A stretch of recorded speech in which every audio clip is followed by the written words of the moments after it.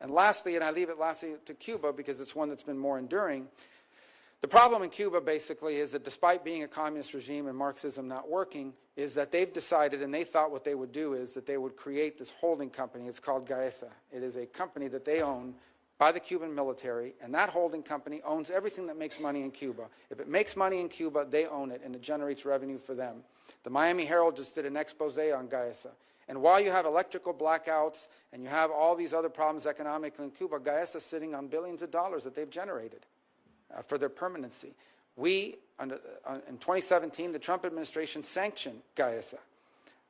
Unfortunately, the Biden administration lifted some of those sanctions and restrictions a couple of years ago, which increased the amount of money they're able to generate through things like manipulating remittances and the like. And then yesterday, the Biden administration announced they were rescinding all of the sanctions on GAESA, which basically the sanctions were this. You can do business with an independent individual Cuban, but you cannot, it's the regime that doesn't allow it.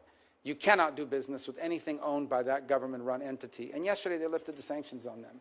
Now, the new administration is not bound by that decision, but nonetheless that's what's in place.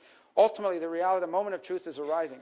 Cuba is literally collapsing, both generationally in terms of all the young people leaving, but it's also collapsing economically. They are now living on 20 and 21-hour rolling blackouts and some days longer because Marxism doesn't work, because they're corrupt, and because they're inept. And they're going to have a choice to make, those that are in charge there.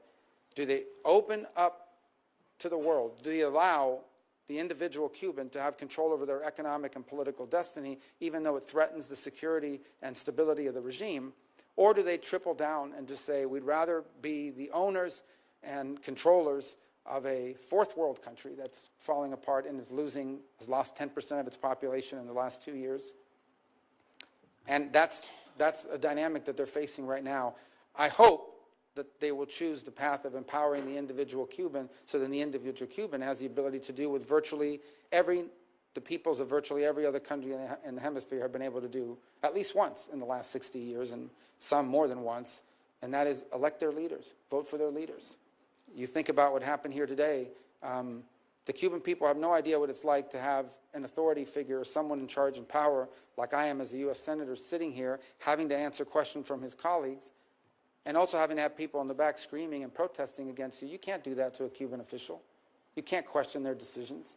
The Cuban people have never been able to participate in a political process for over almost 70 years now, and they're entitled to that as much as the people of Colombia and Argentina and Paraguay and Peru and virtually every other country in the region has enjoyed.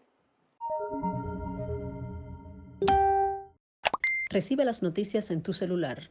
En WhatsApp, envía la palabra Cuba al número 5255-4503-8331.